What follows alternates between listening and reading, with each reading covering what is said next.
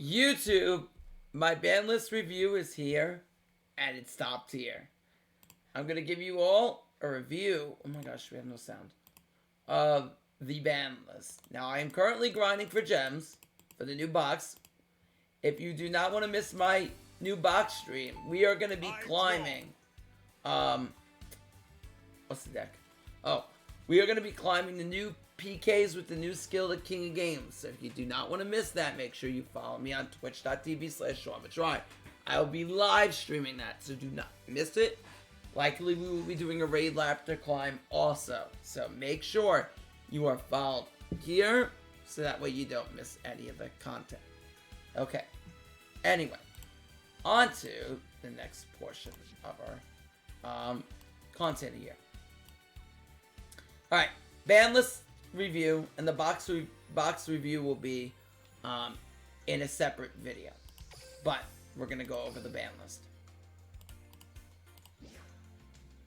And for the box review, I'll be mainly going over the key cards. So I'll be going over archetypes. I'm not going to go over every single card in the box, but I will be going over different archetypes and what you should be looking at. Okay. Now, oh, and if you want the full review, you can watch when we did it live on Twitch. And I will leave the link in the Twitch Twitch in the description below. Okay, anyway. Infernity Launcher to 1. This is a really good hit because Launcher to 1 means that Infernity can only play 2 launchers in their deck. One with the skill and one by itself. This card going to 1 allowed that it stops them from making impossible end boards to impossible end boards, making them undefeatable.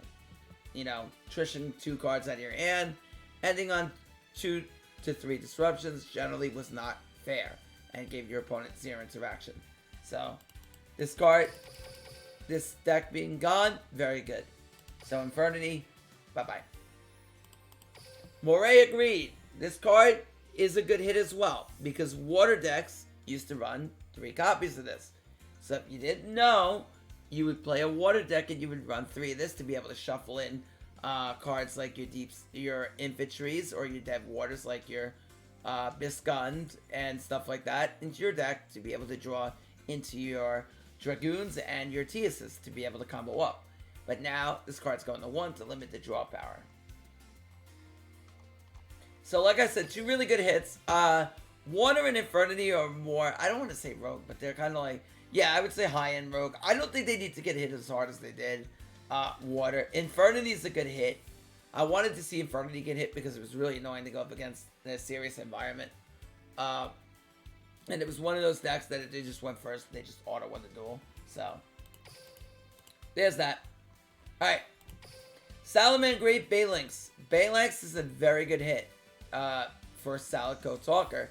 Now, I don't think this card needed to get hit personally, but it's one of the cards that you wanted to go after for Salad Talker. It makes them play 1 copy of Lady Debug. They can't play 2. So, 1 copy of Lady Debug is all they get. And then they play 1 Balinx. Which, they used to play 2 Debug, 1 Balinx anyway. So, it doesn't hurt them that much. They can search it off mining. It's still very playable. So, that overall is very playable. Void Vanishment. Now, unfortunately, it's the only hit Infernoid's got. It's not very good. Unfortunately, this is not... It doesn't really stop them. They're still very consistent. They can run 3 Potted Duality, 2 Vanishment, and 3 Feast. So overall, this card is not that great to be going to 2 by itself. It does take Kite Road out of the deck, but nobody really plays Kite Road anyway, so it's not really a big deal. But yeah, overall... That's it for that. Goki, oops, sorry about that. Goki got a very big hit to 3. They got Suplex, Rematch, and Finishing Move hit to 3. That means that you can only play 1 of each. Now, the way to play this might be the main event, so that could be a way that you may want to play Goki in the future, but yeah, that's... Which would allow you to add an extra copy of Suplex to the deck, so we'll see that.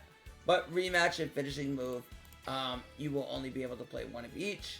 if you play the one suit Rex and any other skill that you would run, except, like I said, the skill I mentioned. But yeah, other than that, that's pretty much the way that's going. I think this is a very good hit for Goki, and we'll see what happens afterwards.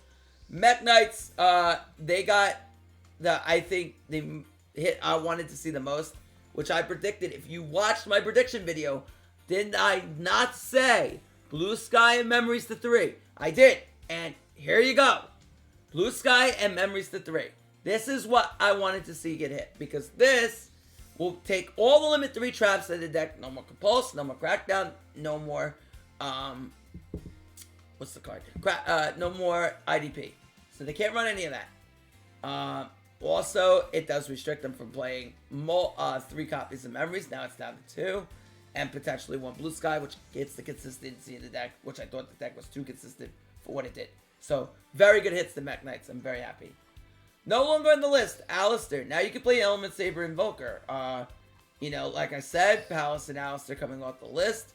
I brought this up before. Alistair could come off. I didn't really talk about Palace, but Alistair could come off. Gandora is fine for now, but I could see this becoming a problem future later on. We'll see. Luster Pendulum, we said this card could come off. Contract Doors, another card that can come off. This card doesn't do anything in the metagame. It might be, you know, ran weird decks to get Dark Arm Dragon and Leviathan, but not really a big deal. Citry, we talked about. We talked about Crystron. This is coming off the ban list. This is perfectly fine. I think they could have taken Impact off too, but they're doing it slow. I bet you by next ban list, they just remove Impact off entirely. But Citry, yes, coming off the ban list. Very, very good. Crystron get a buff. Now you can run Citry in the deck, and you can run both your Impacts. Shiranui Solitaire going off the ban list. Full powered Shira is fine. We talked about this. We talked about Roxaros as well. This coming off the ban list. Very, very good. Sheen's Dojo, this is the one that I got iffy on, remember? Now you have this at full power. So 3 copies of Dojo, and you have 3 copies of United, but Inishi's still at 3, so you can't play the Limit 3 back row. But it does make it very consistent. Don't forget, they inherently have dual wield as well, so don't forget about that. So you may say, oh, they can't play Limit 3 back row, but they have their own back row. Dual wield is still very good and very powerful. You know, to be able to just bounce 2 monsters from the deck to the, from the field to the end, still very strong. I think a lot of people forget about dual wield, but dual wield's very strong. So yeah, we're definitely going to do a 6 Samurai climb once it gets unnerfed, so stay tuned. Alright? Good. Anyway, that's that. A box of cherries. We're going to go over the skills. Alright. Golem Hole, Hero Alliance, and Exceed Galaxy. Now, Hero Alliance is a big deal. Sort of a big deal. You don't have to discard anymore. So that means you can normal summon Neos. You can add your Poly, fuse off with the liquid that you may already have in hand, and then get going. So the nice thing is, you can add Super Poly, not even having to discard. So that's very, very good. This might make Hero Alliance actually the preferred skill. So this is something we want to look into. Maybe heroes go down this route, and this is very good. Your deck has to contain 10 or more heroes, which generally is not an issue at all. And then you must have 5 fusion monsters in the extra, and that's very, very good. And the rest of the skill is exactly the same. But the no discard is very nice. Golem Hole got buffed. You can use this on your first turn. So now, you can go ahead and activate this on your first turn, send a rock, and then go ahead and fusion summon into like Skull King immediately. Now, that turns into DD Crow and gives them a little bit of disruption on their turn. So very, very, on your turn. So that's very, very good buff. I'm very happy that, Fossils get this boost that they needed. So it does make them better. Are they really good? Not really, but they're still better. Excuse me, they're better than they were. Exceed Galaxy. Now, I'm going to put it to you before. Remember when I went over this whole discussion. Oops, sorry. This whole discussion about, okay, we're going to hit Shuffle Reborn, we're going to hit 0 to 3, or we're going to hit Cypher Blade and Full Armor to 3, and that's what we're going to talk about. And we said that Cypher Blade and Full Armor are going to be too much of a hit, and they're not going to want to do that to the deck.